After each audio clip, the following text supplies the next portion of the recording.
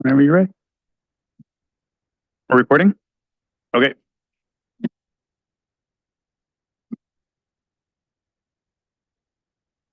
Wonderful. Okay, good evening. I'd like to call to order. There it is.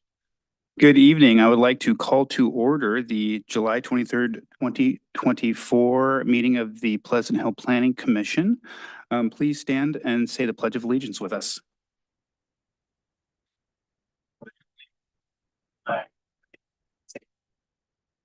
To the people, one nation, under God, indivisible, with liberty.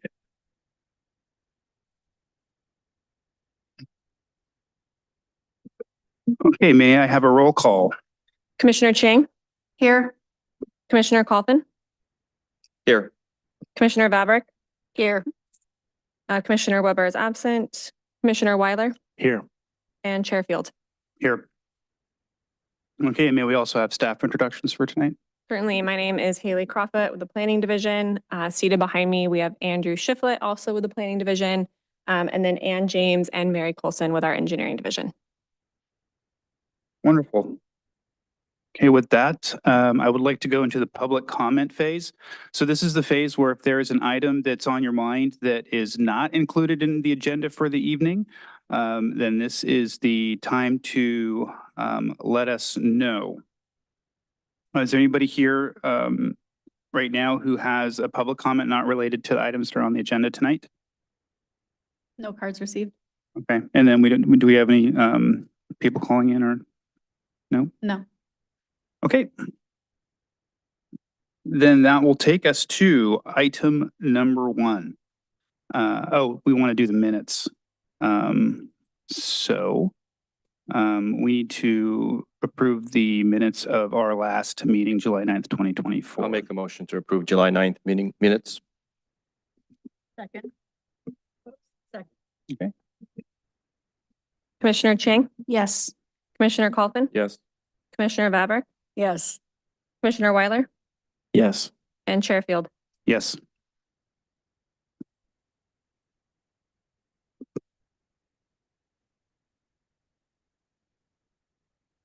Okay, on to item number 1, ENT-2024-0024, SNAR minor variance 2988 Dorothy Drive. Do we have a staff report? Yes. Right. Good evening. Tonight I will be presenting a minor variance request. This request is located at 2988 Dorothy Drive.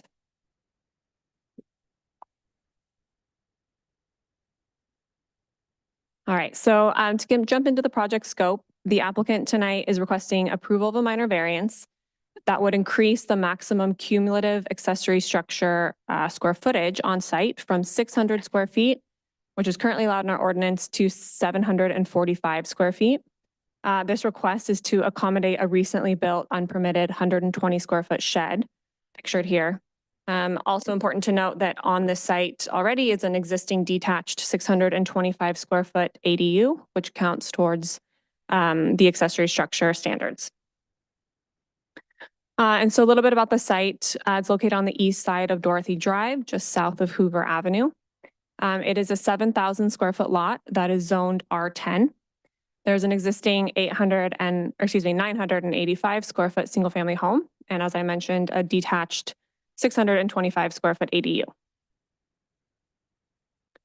So to set some context, our existing accessory structure regulations for the city, these apply in our R6, R7, R10, and R10A and comparable PUD zones. And they require a maximum floor area for each accessory structure of 500 square feet, a maximum cumulative total for all accessory structures on a lot of 600 square feet, a maximum height of 14 feet for pitched roof structures, which this one is. And then this structure would also be subject to a minimum 5-foot side and rear yard setback. And so a little bit about the history on site here. So the existing home was built in 1952, and at that time it contained a 625 square foot detached garage. In July of 2021, the current property owners legally converted that garage into an ADU. And then in April of 2024, the 120 square foot shed was built in the rear yard without proper approvals, and that was brought to the city staff's attention via code enforcement. And then in between that time and today, we did meet with the applicants several times over the counter. We discussed what had been built and then some options. And during those discussions is when it was discovered that the property with the existing ADU and the shed exceeded our cumulative accessory structure floor area of 600 square feet. And we also discovered at the time that the shed did not meet the 5-foot minimum side and rear setback. I will note, though, that the property owner has said that if they are granted the variance and allowed to keep the floor area for the shed, that they will relocate it to meet the setback. And so then on May 22nd, the minor variance application was submitted. And so here's a site plan, which you can see the house and then the detached ADU with the arrow pointing to where that shed is located at the rear. And then a picture of what that shed looks like.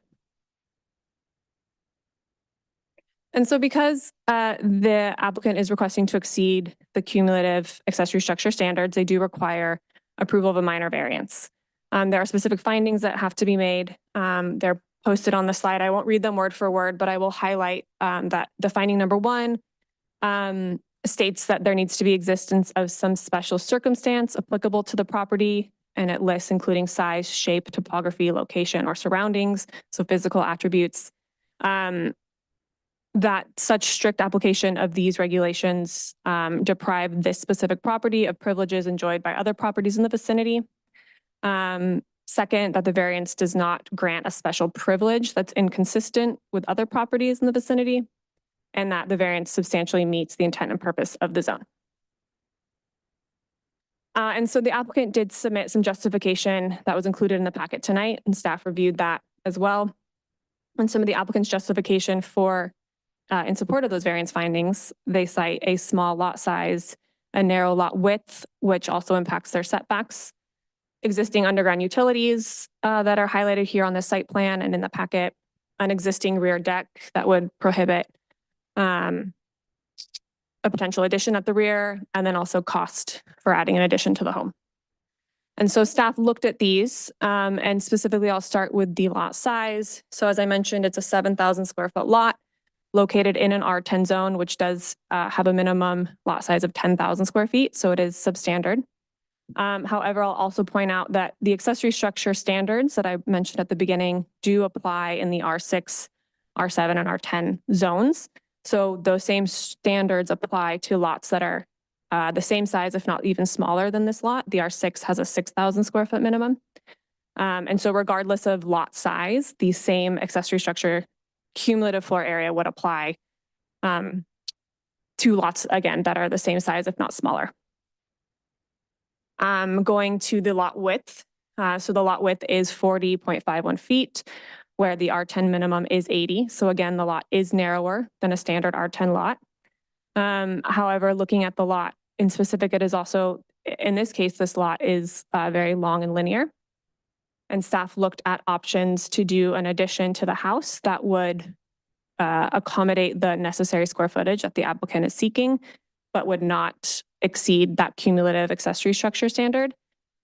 And given the situation, the narrow lot width and the setbacks do preclude an addition to the side of the home, but there is room at the rear and at the front of the property. So staff again looked at this and believed that the narrow lot width did not preclude an addition to the front or rear to achieve the same accessory structure square footage that's being requested. And then I'll also mention that there were other characteristics that the applicant did highlight, including the existing underground utilities, deck at the rear of the property that they felt would be a hardship to do an addition at the rear, and then cost. And I will just mention the findings that I mentioned at the beginning, as I mentioned, are all physical specific attributes. So these reasons are all outside of the minor variance scope and so cannot be considered in the findings. And so lastly, I'll just mention, we did also discuss alternate options with the applicant. These are included in the staff report, but I just want to highlight them here. The shed could be reduced to 95 square feet, and this would allow it to trigger a minor exception. A minor exceptions can only be applied for if they're seeking a 20% maximum increase from a standard. So in this case, if they reduce the shed, it would then qualify for a minor exception. So that was another option. I will note, though, minor exceptions do have their own findings. It's not a ministerial approval, so it does have to go through its own discretionary. So I just want to highlight that, but it is an option at least to consider. And then the rear deck at the rear of the property, as we mentioned, could be removed or relocated. And a attached storage room could be constructed at the rear of the property in the same size that's being requested in the accessory structure to achieve the same amount of square footage without exceeding that accessory structure standard.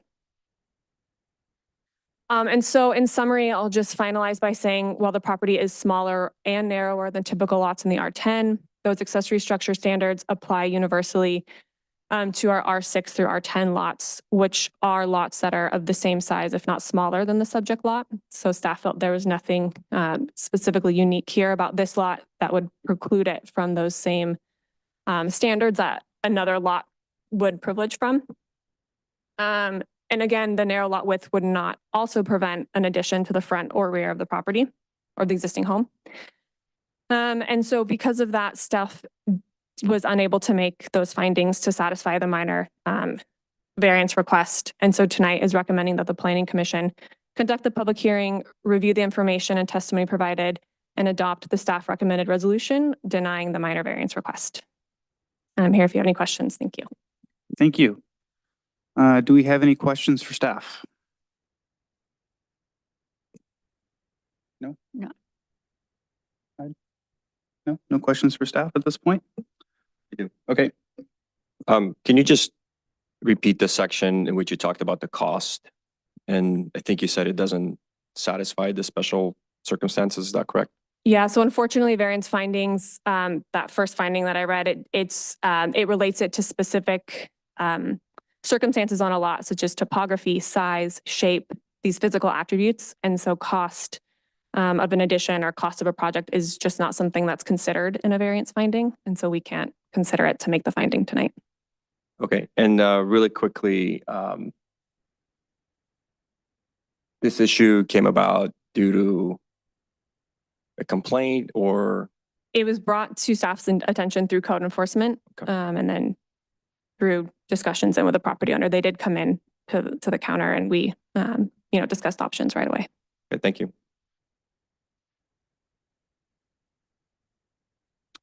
Okay, no further questions at this point from the commission? Okay, this is the time for the applicant. If the applicant would like to come up and say a few words, we'd really like to hear from you.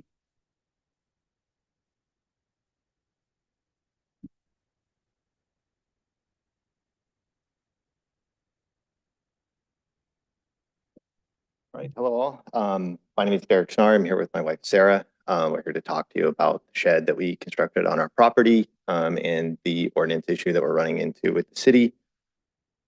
So some background information. We purchased our home and moved to Pleasant Hill in 2020. In order to afford our home and continue to live in Pleasant Hill, we started the construction of the ADU in 2021, finished that in 2022, and have been renting that unit since to keep everything affordable. We were diligent in working with the city and a contractor to ensure that everything was up to code and done appropriately as well.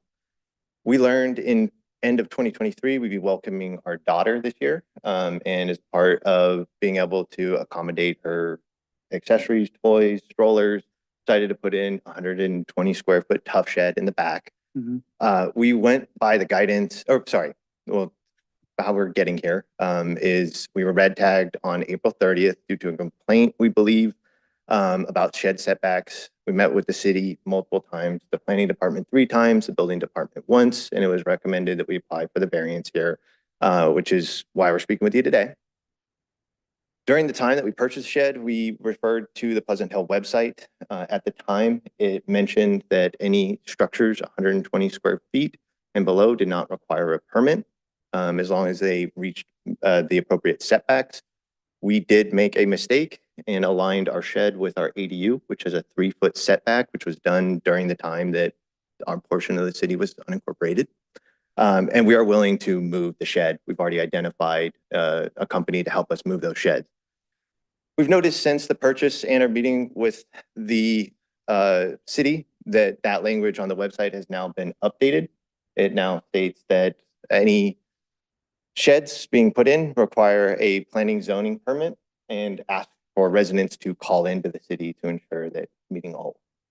Obviously, had we known this and this information was available, we would have reconsidered the purchase and had more information.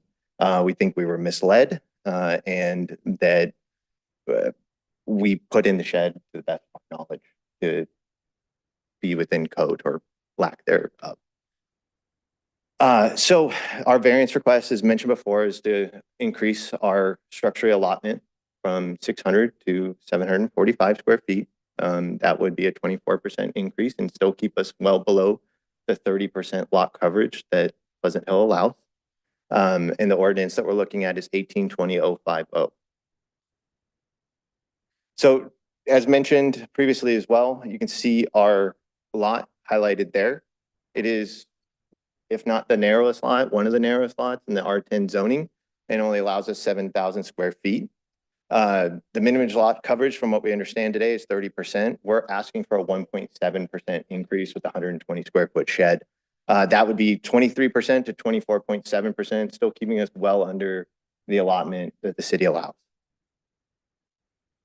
So as mentioned, we propose multiple different options, or we were asked to look at multiple options of adding on to our existing home for an attached 120 square foot.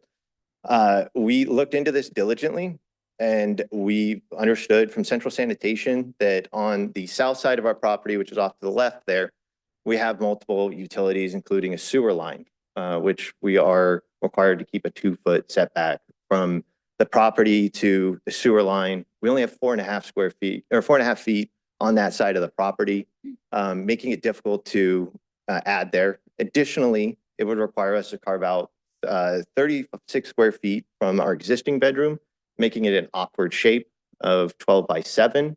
Not really useful for anything, just to add 120 square feet. So we're losing useful square feet on our home to accommodate a hallway to this new addition.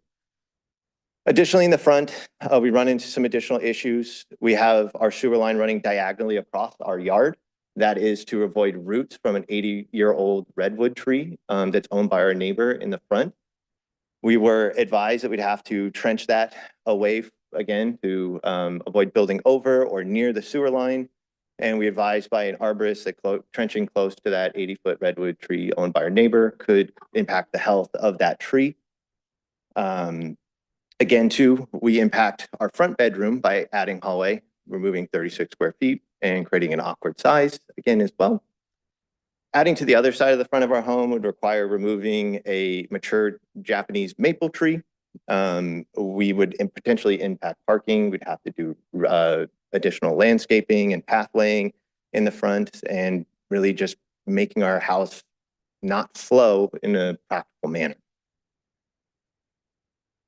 So this is showing the narrowness of the lot. As mentioned, it's 40.5 feet wide. On the north side of our lot, we have 10 feet, which is our main access to our backyard. And on the south side, it is 4.5 feet today. So extremely narrow, preventing building on either side. So essentially, we believe this is not a special exception, because from what we understood, if the shed was existing today and then we built an ADU, we would be allowed up to 1,200 cumulative structure, detached structures in the back. We also believe this is prohibitive from building an ADU in your backyard. We removed our garage, which was significant storage for us to help with the California home crisis and make it affordable for us to live there. We believe that it's reasonable for anybody to request storage for their backyard in a practical manner. And so, yeah, essentially looking at this, we think that this prevents a practical improvement to our home property and is really an unjustified expense to add directly onto our home, where we'd be looking at additional foundation, the practicality of our house, retrenching utilities. And the most recent recommendation is mentioned by the planning department is to reduce the shed square footage, which again is an additional cost, and apply for a minor exception. So really, at the end of the day, this is all coming down to 25 square feet, which I think is a little unreasonable. Again, we think this is an unnecessary burden on homeowners for building an ADU in Pleasant Hill. And really what we think should be the ruling here is that if you do have an ADU, you should be allowed additional accessory structure up to 1,200. Because if the shed was existing before, this would be a non-issue. It's just because it's being built post the ADU. So as mentioned as well, we're willing to apply to the setbacks. We would like to meet with anybody, our neighbors, to see how we can reduce any visual impact or additional concerns as well, whether that being increasing the fence height or installing additional bushes to reduce that visual impact. And again, to meet with the city, make sure that all guidelines are met as well. So a couple of impacts, the lack of storage. All these pictures were taken within a 10-minute walk from our home. You can see that items are just being left out in the front, and multiple homes have RVs or some kind of structure out front that are mobile, that are either being lived in or used as storage. We can see this is all within a 10-minute walk of our home, and we believe this is all due to a lack of storage in Pleasant Hill. Multiple different sheds around the city as well that are not maintaining setbacks, probably due to the language that was originally on the website. And you can just see there's multiple different areas. So this is a summarization of what we think. Love to hear any questions. Thank you so much. Do we have any questions? Hi, thanks for coming out this evening. You showed the picture with the manhole cover on the sewer line in the backyard. Is that manhole cover used to service other neighbors or other sewer lines connecting to that and then flowing through your side yard to the street? Sorry, I'm trying to find that picture. No, so that is actually is a good point. So off to the right here, is that what you're discussing there? That manhole cover there at the bottom of that picture. So that is a pump for the ADU Okay. to bring sewer up. Our property resides on a relatively steep grade. Addition to building the back of our home, we would have to bring the foundation up 35 inches to accommodate those rear structures. Thank you.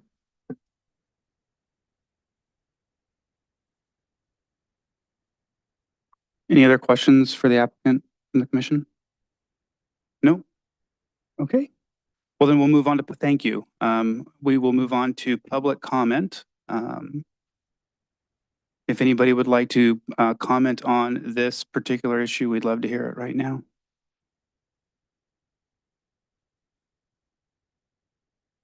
Have you filled out a card?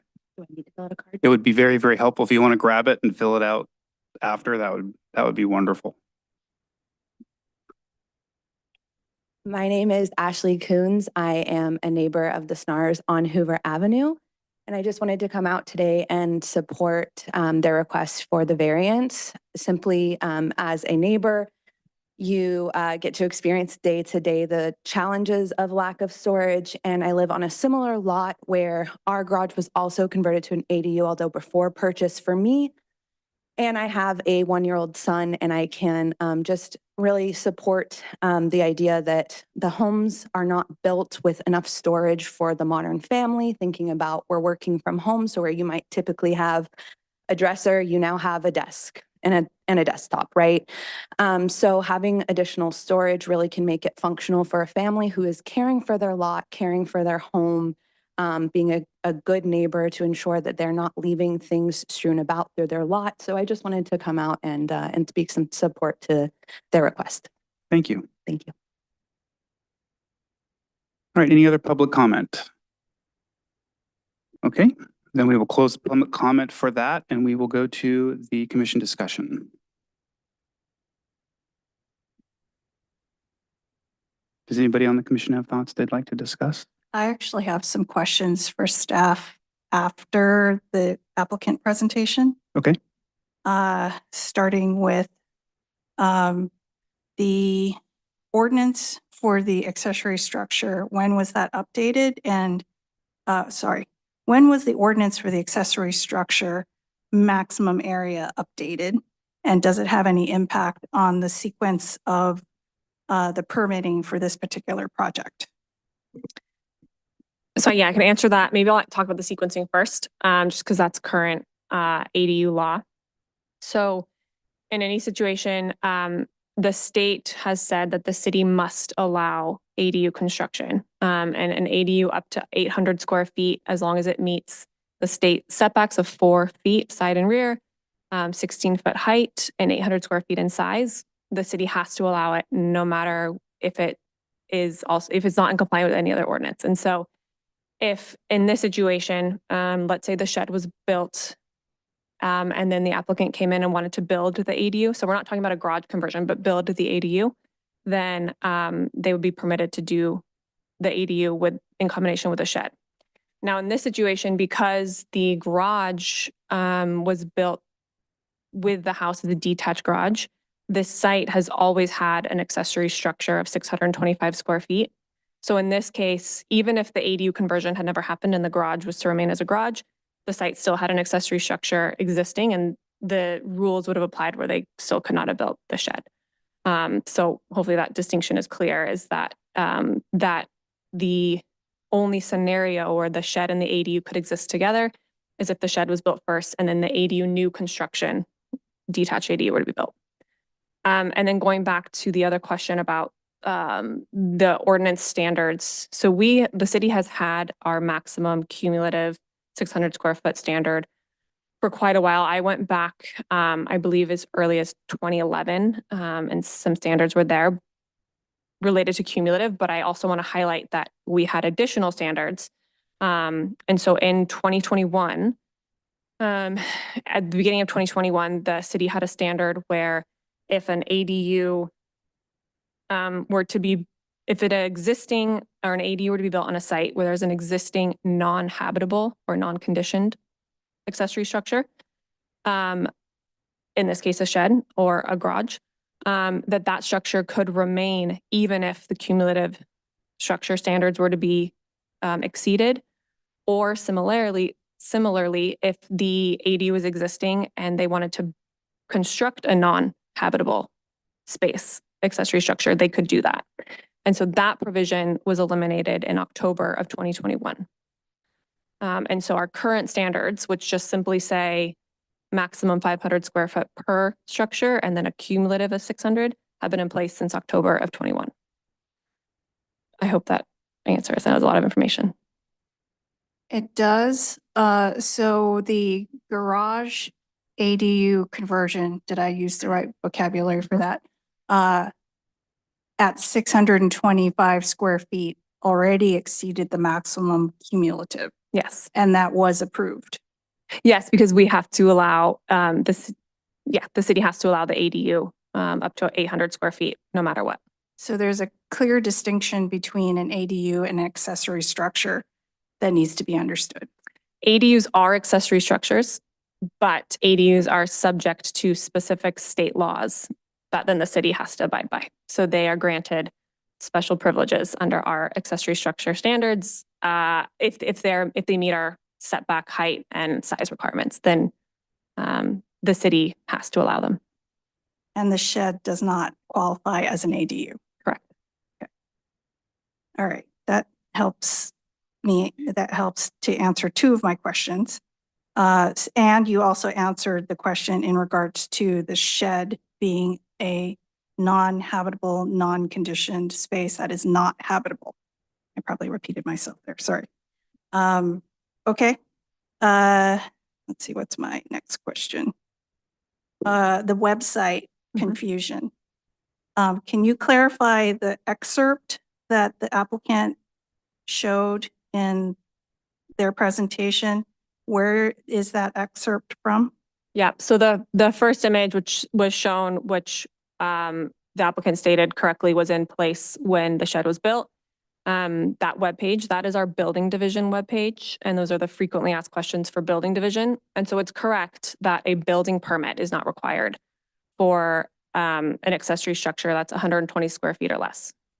And then, it was mentioned on there that it still had to meet setbacks. And so because that's a building division page, it, does not speak to the planning related requirements, and that's on the planning division page.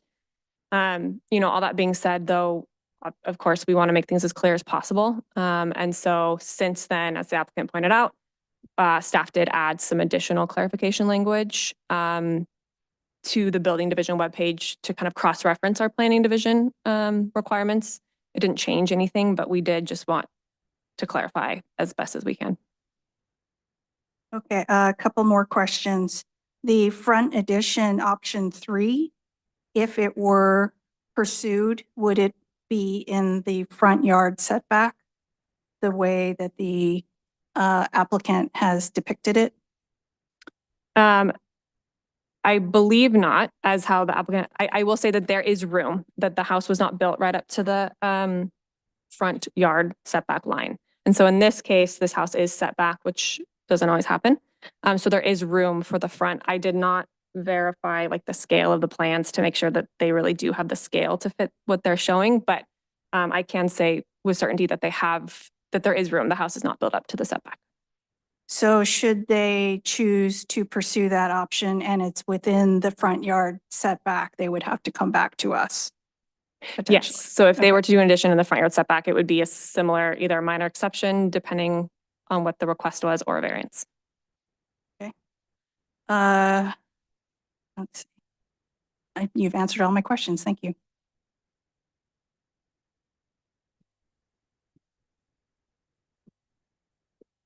I'd like to ask about that 1,200 square feet. So if the shed was built first, doesn't matter the size, and someone else came in and proposed in-law unit, maybe it was only the 800 square foot, which requires mandatory approval. They could have 920 square feet of total accessory structure as long as they build in the right order. Correct. The accessory structure, the 120 square feet has to be considered existing, so it has to be there already. Do we advise people who are going for ADU permits that, hey, heads up, the ordinance says this, if you choose to build the ADU, have these considerations in mind? I mean, we don't have a blanket, language that we put for all ADUs. But I will say when planning staff is speaking with folks at the counter, especially if it's a situation where we know there's these sequence of events that a property owner wants to do, we do try to notify them of the red flags and the order that they might run into. But we don't always know what the future plans are for the property. And so, we don't have some sort of standard language, when we review ADUs. And these are always, ADUs just require building permits. And so They may They're- not touch planning, so they wouldn't know. yeah, I mean, planning reviews them just for those points I hit on. But we aren't the primary reviewing Right. division. Thank you.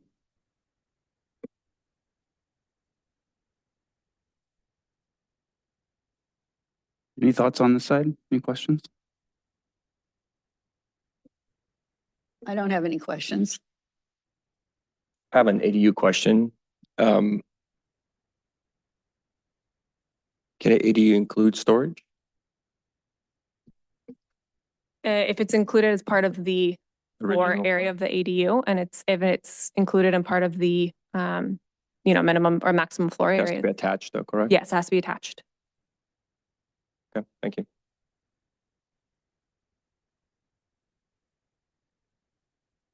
Anybody else have questions? Because otherwise, I'll Right. make a comment. I mean, we have 3 findings that we need to make. in order to approve this minor variance. And they were up on the screen earlier. Does anybody need to look at them again? I know we're pretty familiar with all that. I just have to say that those findings go to the lot itself and some of the other issues that the applicant has brought up, utility lines, the location of the deck. Those are not things that are a part of the consideration of those findings. So I would just say that I cannot make the findings to support this minor variance. And I'll just leave it at that. I don't think we have anything to go on that basically would allow us to make those three findings. So to that point, I think what I'm struggling with is identifying special circumstances related to this particular property. So that's my struggle. Like, I understand what you're going through and the frustration. The challenge though that I have is sort of saying, okay, there is a set of different circumstances on this property that is preventing you from doing what is suggested. So it sounds like there is a path forward. To have a shed is just going to create more challenges for you, right? It's more cost. And that's why I asked the cost question, because I was trying to figure out whether we can weigh that, and we can't. So that's the only thing that's in my mind I'm thinking as prohibitive. But that doesn't fall into this set of circumstances. So that's where I'm at. Okay. Any other thoughts on this side? I think that, you know, something that is true in this particular instance is that we are being given a very strong structure in which we have to evaluate this. And unfortunately, that's sometimes how this works out. And we do have to look at things as they are defined for us. And you know, I think that what's planning's done is they've given some ways forward that I think can help you get some storage on site, although it might not be particularly what you wanted, but because the constraints on this in terms of how our ordinances are written makes it so that we can't, at least I can't really look at them and find the hardship or difficulty necessary to say that this is okay as it is. I think that I would agree that this is not a minor variance that we can approve. I don't have anything to add. The three previous commissioners have stated correctly within the bounds of the findings that we're asked to make. And I also cannot support the special circumstances. Okay, then do we have a motion?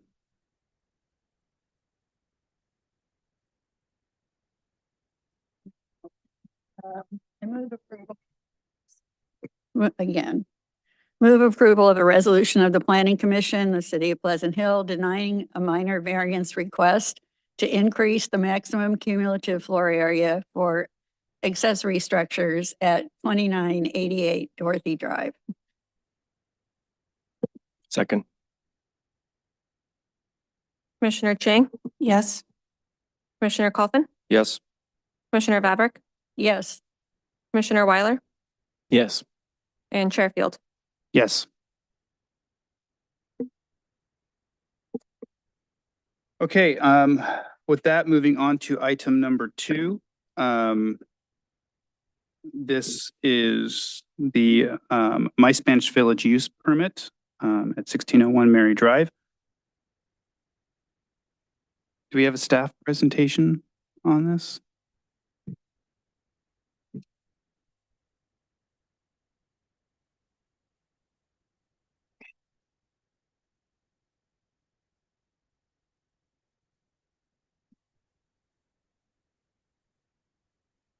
This use permit review tonight is for a Spanish immersion preschool to be located within the St. Andrew's Presbyterian Church facility.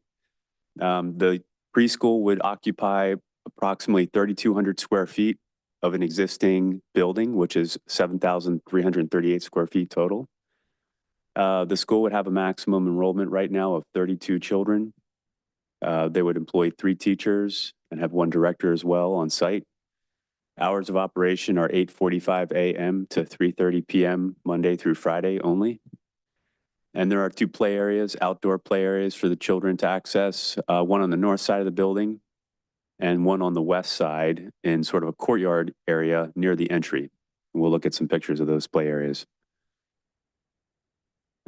Here's an aerial site photo showing the site. It's on the south side of Taylor Boulevard and at the very north terminus of Mary Drive, where St. Andrews is, and immediately adjacent on the west is Gregory Gardens Elementary School. Here's a look at the St. Andrews campus, so to speak. There's 3 main buildings. Starting on the bottom, you have Building A in our staff report. That's the sanctuary building. Building B, the activity center on the upper right-hand corner of the campus, was built around the 2009-2010 timeframe and added to the St. Andrews property.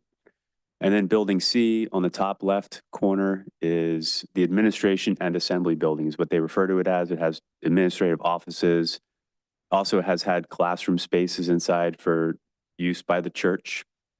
And that is the building that My Spanish Village will be occupying. Here's a look at the total site plan, and this one includes Gregory Gardens. Reason being is there's a shared parking agreement between the 2 entities, between St. Andrews, the Contra Costa County Unified School District, that is, and the City of Pleasant Hill, allowing reciprocal use of each other's parking lots, with the exception of Sundays when the church has exclusive use of its own parking lot. The church parking lot has a total of 103 parking spaces. And just looking at the use as required under our off-street parking guidelines, My Spanish Village would be required to provide at least 5 spaces based on 32 children. However, that parking count is under consideration through the use permit review, and that can be changed by the Planning Commission. Here's a look at the front entrance of the My Spanish Village area from the parking lot. You can see on the left-hand side and on the right-hand side of the building, there are 6-foot wood fences. Those enclose the 2 different play areas. Here's a look at the entryway up close. There's a gate leading into the courtyard area, and these have been provided by the applicant as well. Here's a secondary entrance on the back that you can gain access to in front of the sanctuary building, and this provides access to the school from a drop-off area. And here are those 2 play areas. I placed a star on each of the 2 play areas and provided pictures of those areas. One's on the north and the left-hand side of the building. That would be the courtyard with the entrance off the parking lot. To the right of St. Andrews, I would mention there's single-family residential. So there are some single-family homes there with their backyards facing St. Andrews, and that is the Contra Costa Canal, Grayson Creek Canal, in between the church and those residences. So there's a little bit of separation there. I'd say the residential structures are between 100 and 130 feet away from the play area. And for discussion tonight, we did recommend in our staff report that the commission discuss whether a covered trash enclosure should be provided. Right now, St. Andrews Church has its own trash enclosure, although it's not covered. And My Spanish Village, they have 3 residential style totes that they are currently storing behind the fences within the enclosed patio area behind the building. The commission could discuss if additional coverage or anything like that could be required here. EV parking is another thing that could be considered through the use permit review. Our ordinance doesn't specify a requirement for a public and semi-public use like this, but that it can be considered. And one more discussion item that didn't make it onto this slide is bicycle parking. We didn't see any bicycle parking on the property. And that is another thing that's not specifically called out numbers wise through the ordinance, but could be considered through the use permit review. And I believe our staff recommendation was to provide 4 bicycle parking spaces. And then if you want to provide EV parking, that would have to be added to the conditions of approval. And with that, our recommendation is that the commission conduct the public hearing, receive public input, accept the CEQA exemption, and approve the use permit. Thank you, and I'm available for questions. Does anybody have questions on the commission? I'm sorry, could you clarify, did the resolution's not loading for me? Did you include the 4 bike parking spaces in the resolution already, you said, or just for us to consider? We included a recommended condition that they provide 4 bicycle parking spaces. We provided a recommendation, a condition of approval that they provide a covered trash enclosure. Right. But we did not include a condition of approval about EV parking, Right. including charging facilities. The other 2 are in the recommended. No, Yes. thank you. I have a question. Is there a kitchen in this location? My understanding, and the applicants here as well, is that they will not be preparing food, but there might be the bare minimum cooking facility just to heat food. But she might be able to talk more to that. I would like to ask the applicant that too. Okay. And does the applicant have a presentation? No. Okay, Okay, so, but you'll be available for questions, right? Okay, wonderful. Thank you. Is that it? yeah, because my questions are. I do have a few questions. So in reading the staff report, the use permit lapsed. Is that correct? The previous use permit lapsed and therefore a new use permit is required? Yeah, so there was no, this is an after the fact request. Ida Perez, the operator, came to the city to get a business license. And that's when we researched to see if she had a zoning approval or use permit approval on record, and we couldn't find one. There was a use permit at the site back in the 1960s, but the description of that use was different than what her business would be. And so by that mere fact, even if that use permit was still valid, which I don't think it is, she would need to apply for a new use permit because her operating characteristics are much different than that old use permit was.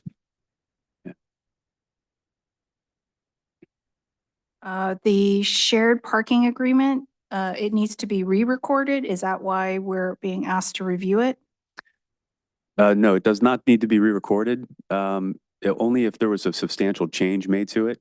We're just presenting it in the staff report for consideration and acknowledging that the shared parking agreement is in place.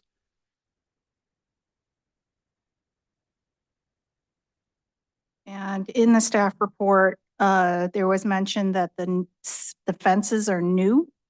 Did they replace existing fences? I do The not believe enclosure- so. the play area enclosure fences, are they? The courtyard did not have a fence. The rear play area, that was a replacement fence. So one was a replacement, one is new. Yes.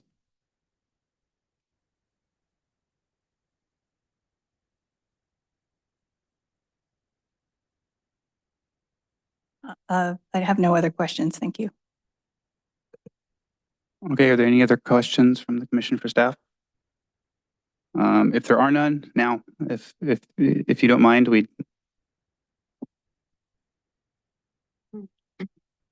evening, everyone. I am Ita Perez, the director and owner of My Spanish Village for almost 20 years. It's been a pleasure and an honor to serve my community with the responsibility of educating little ones each day. My Spanish Village is 100% Spanish immersion school and has had the wonderful task of educating at least 1,000 kids by today, which is unbelievable every time that I think of. My heart warms up and my face draws a big smile when I get a text or an email from a former family sending us beautiful news about their kids' success and milestones and their appreciation for the strong foundation that their kids had in my Spanish village. Those are precious moments for me and encourage me to get better and keep up the good work. For you to know, we're operating in Walnut Creek right now. My Spanish village is a special place where students learn lifelong skills, where students develop integrally, intellectually, socially, emotionally, and physically. My Spanish village will provide several valuable services to the community. Number one, it will foster community spirit and will cover the need for families to enroll their children in a second language learning experience. It will encourage local families to begin their children's education at an early age. It will provide support for working families with a full-time childcare available. It will be the beginning of a child's education through the Pleasant Hill schools. It will support diversity education and future professional skills through students learning and becoming proficient in second language. Thank you so much. I am open to questions for the project. Thank you. We don't, about the kitchen, someone asked about the kitchen. We don't cook, we just warm up. We use a microwave. Mhm. The kids bring their food. So too. the children bring their food. Yeah. Yeah. And then just to confirm, that rear play yard, that's a solid wood fence all the way around that area. In other words, the one that's along the canal and the Yeah, one to the that was north. there before. Because we have some really nice pictures, and I just wanted to be sure that I knew what I was looking at there. Yeah. That play area looks really great, by the Thank way. you. Thank you. License of Community Care License of California require the patios and the playgrounds to be enclosed for the kids' safety. And then a question about when the parents come in and drop the children off, it's at that one, They can You- use both entrances. pardon me? They can use both entrances if you're asking about entrances. Oh, okay. Yeah. I see the one that goes into the courtyard, Yeah. but do they also use? Could we have the site plan up so that, Andrew has the pictures. no, that's all right, we do. We have yours. So the two places where parents would be dropping off the children, They're actually Andrew? connected by a hall. Andrew has the pointer. Or you can describe it if you want, but I wasn't entirely clear where the second entrance was.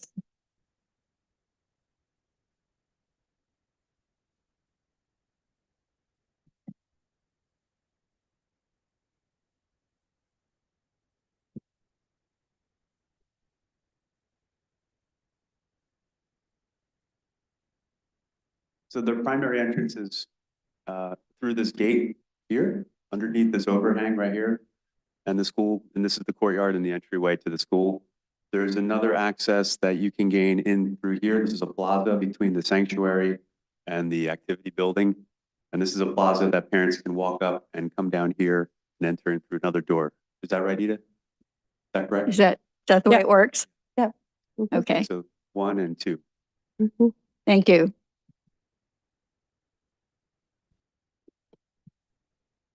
Thank you, Andrew. And do they generally just park in one of those stalls? I'm just kind of trying to picture the, Yeah, the And- parking is very available in the morning. right. There is lots of parking lots. So spaces, sorry. I didn't have any other questions.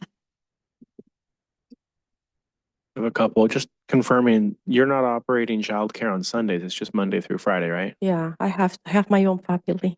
Saturdays are not available. I'm reasonably familiar with the site. I've done my kid drop off at Great Greek Gardens and I drive right there in front of where your location is. Yeah, it Um, must be busy on Saturdays because there is some events happening in the church and around. Yeah, Right. probably. Do you have any concerns with providing the necessary bike parking, of adding the bike parking spaces?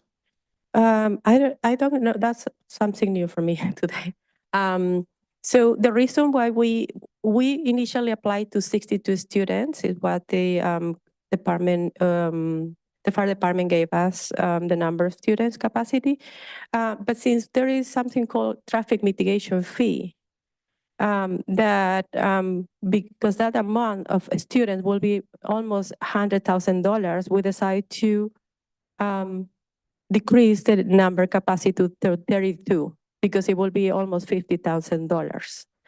So it's something that we needed to apply for a loan because we were after all the, beautifying the school and everything, we will have to research about that because I really don't know if we can be able to afford. I don't think it's going to be that much. But about the EV, I don't think we can afford it. Yeah, maybe in the long run.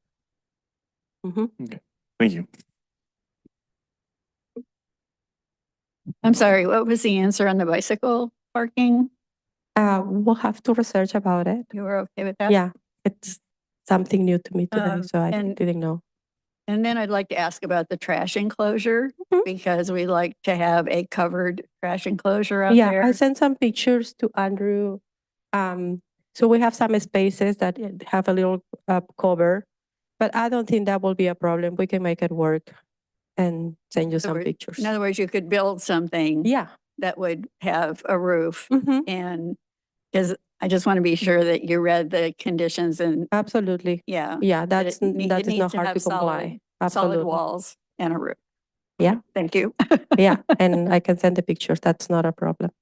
I think to add on, if you are able to build the trash enclosure, the bicycle parking requirement would be probably easy to meet in comparison to that. So Yeah, take a look. I haven't researched about the bicycle parking. It's something new to me today. So yeah, I don't want to say yes to something I didn't know, but I will do my best. To maybe a question for staff, because I'm curious about making this. Does our ordinance require it to be like those bolted ones that we have downtown, or like the schools that I see a lot of times they buy the racks that are freestanding, can be configured anywhere? Do those meet our requirement generally? Yes, there's no specific requirement for a type of rack or a form factor, Okay. just that it provides bicycle parking. So we have that a, the site a provides. range That's of good to options know. across the cost spectrum that would meet the requirement. Yes. Thank you. Perfect. Thank you. Good to know. Thank you. Let me just ask Andrew then, in other words, is there a place that you can point to on that site where the bicycle rack could go and it's not going to interfere with any of the parking spaces? Not that there's a shortage of parking, but just so we know what the impact will be of putting a rack like that in there. I think that would be a good conversation to have with the property owner, St. Andrew's Church and Ida Perez, and they can come up with a good place on the site where they could store, where they could park bicycles. And that could be, presented with their building permit application plans for the zoning administrator to review, that it's a suitable location. I think that's a good point. It's a big site and the bicycle parking doesn't necessarily have to be right next to where the daycare is. So there are options there. Okay. It can be worked out. Yeah. Any other questions for me? I have none. I just have a comment real quick. I don't want to harp on the trash enclosure, but I feel like we spent a lot of time talking about trash enclosures, and I just want to make sure that you have a sort of full understanding of what is being asked, because Yeah. it's not a simple thing. And have we shared a picture, or do we have one that we can sort of point to of what we've asked in the past? Yeah, I can share a few pictures with Ida of trash enclosures that we've required or that have been built for daycares and preschools in the city in the past 5 years. We have a Yeah. few examples. Great. Yeah. Thank you. Mhm. I appreciate that. Yeah. There's gonna be only 32 kids. It's not gonna be a lot of garbage, believe me. And we are very good. The teachers and I were very good at recycling. We like to recycle everything because we do crafts with the things that we recycle. So we really achieve to do not have much garbage. Except things that we can't, like few diapers. That we can recycle. Okay. Okay, if there are no other questions for the applicant, thank you very much. Thank you. Thank you, Um, everyone. So now I'd like to move to the commission discussion. And if it's okay with the commission, I would like to do it in a bit of a stepped manner. So I'd like to talk about the, oh, sorry, thank you. Are there any public comments relative to this item? Here? Any online? No? Okay, None received. thank you. So with no public comments, then I would like to move to our discussion, and I would like to talk about the enclosure first, because these are things that were Andrew specifically mentioned. So I'd like to do it kind of one by one. Enclosure first, then the EV parking, then the bicycle parking, and then kind of the whole thing. So let's talk about the covered trash enclosure. We've already had some comments about it. Do we feel comfortable with planning's request or not, or where are we at with that? Well, the applicant understands the condition and has agreed to it. So yes, I am, I think that it's well written and then it's been explained. And I actually don't think it's that complicated a project, but maybe others do. However, that's a discussion between the applicant and the staff. And I'm perfectly fine with the condition as it's written. Okay, any other comments on that? Nope. Okay, EV parking. Any thoughts that we have on this? I'm not pushing for it. Okay, Yeah, I'm not either. okay. Any other? No? I'm not inclined myself to push for it. So, When we have a daycare, as Andrew said, this is a public and semi-public use. It's not the same as a strictly, although it's a business and it's a big business, daycare out there for sure. But, this does fall into another category and I'm comfortable, given the size of this particular facility with not requiring it. okay, And I mean, I also think there's going to be a pretty significant cost associated with this type of request. Mhm. And I just worry that that's going to move this project to not attainable. okay. So you're worried that it's cost prohibitive? Yeah. Okay. Mm, All right. Do you have any comments on the EV parking? I do not. No? Okay. And then moving on to the bicycle parking. Any comments on that? Any thoughts?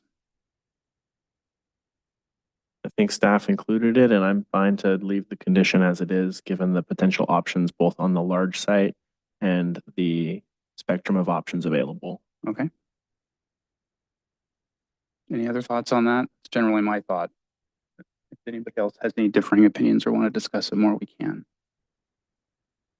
I can't really be convinced either way, to be honest with you, but Really? I'm fine. Yeah, I'm fine leaving it in. Okay, thank you. Okay, then with that, I'd like to move to the discussion of the whole, any thoughts and any discussion that we want to have on the entire permit in and of itself?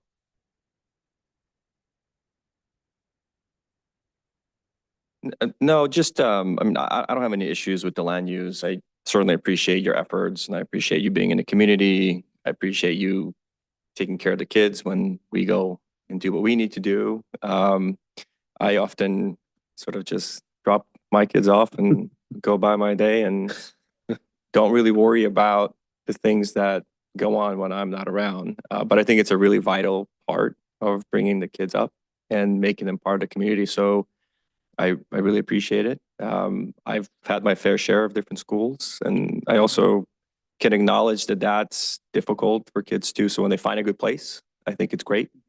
So I will be really supportive of this project today, and I appreciate you agreeing to some of the things that we have asked of you to agree to, even though some of them seem to be fairly new requests. So I really appreciate that, and I wish you luck, and I hope you do really well because we need kids to grow up and take care of us, right?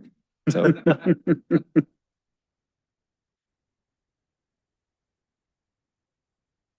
Okay, any other, oh, go ahead. I'm ready to make a motion. Would you please make a motion? I would like to move to approve a resolution of the Planning Commission, City of Pleasant Hill, approving a use permit ENT 2024-0011 to allow daycare general with a maximum enrollment of 32 children, ages 18 months to 5 years old at 1601 Mary Drive, with all conditions of approval. Second. Commissioner Chang, Yes. Commissioner Coffin, Yes. Commissioner Vavrick, Yes.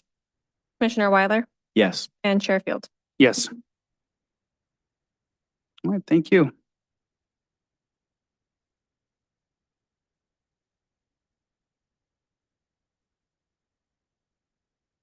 So on to our next item, which is the annual election of officers. Is this something that we would like to push to the next one? We will table that. Any objections? No objection. Okay, do we need to take a vote for that? I don't think we need to either, but always want to, We'll add it on the next agenda. propriety must be maintained. Current planning projects. Is there anything that we need to know? I do not have anything specific to report out, but if you have any questions. Are there any questions? Yeah, I do. The hotel project on North Main, is that making any progress aside from the weeds having come down? It looks so That's nice. I won't make a comment about what condition the site is in, but the weeds are down. Any progress on the permitting of that? Do you want me to answer? If you have an update, I don't have an update from planning. I don't know if engineering. We don't really have an update from engineering. I know that the city manager had conversations with the owners a week and a half ago, but he's been out of the office for last week, so we're hoping that they're going to be moving forward soon. Thank you. Just wondering. I was going to ask if you weren't. I have a question. In regards to Habitat for Humanity at 250 Cleveland, what is the status? It says under review. They just submitted a formal application, I believe last Monday or Tuesday. So it's under review and they're in their 30-day completeness review.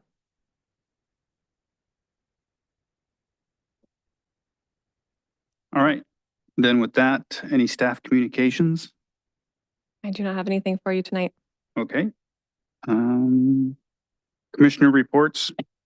Yes, no, I don't think so. I have a question for staff. There's nothing here that says question. All right. I'll wait till. Go ahead. The traffic mitigation fee and the math that's used for that, it's a one-time payment. This is more of a curiosity of mine and maybe something that's gone over on like the how does City Hall work sort of course, but is that like a fund that we use the interest to maintain our roads? Is that something that we use for the ADA compliant crosswalks or improvement projects? Like every time we get a business like this in the city and they pay that fee, what is that money used for? Or how is it allocated? The traffic mitigation fee is actually used specifically for traffic like projects. It gets put into an account, and then when we have projects like the Contra Costa Boulevard project that would have a traffic signal, or Taylor Civic that had a traffic signal, it has to be a direct application. So Vehicles only? excuse me? Is it vehicles only or other projects count too? I'm not understanding your question. I'm sorry. Sorry. Is it for automobiles only or sidewalks and the other No, improvements? no, it has to be a direct, it has to be a direct correlation to traffic, right? So Okay. it's not, so Ryan McLean, actually, I know this, he's on vacation this week, or he could be here to explain it more thoroughly. He met with the applicant and explained to her, the whole process and what the fee was, and it's based on, I believe, trips generated in and out of the parking lot and the whole bit. But in answer to your question, we actually have a traffic mitigation fund. And we can get you a copy of our current CIP because there's a full explanation in the CIP booklet that just came out about what the projects are used for. Cool. But when we are funding projects through our capital improvement program, we actually check with finance. Hey, we're going to be putting a traffic signal here at this location. How much money is in the traffic mitigation fund? And every project pays into it if they're a new project. Right. Well, I mean, I love your presentation when you gave us the CIP update, and that's kind of why I was thinking to this piece of how these different parts of the city are funded and what parts move where. So thank you. Yeah, so on that little bar chart in my presentation, there was a bar chart for traffic mitigation fund. From that. Yeah, but there does have to be a direct correlation. We can't just say, hey, we really want to build a sidewalk here. Oh, look, we have money in this fund. There has to be a direct correlation or the auditors don't like it. Cool. Thank you. Thank you. With that, any announcements from the commission? And then hearing none, thank you, staff. It is 7:38 and the meeting is closed.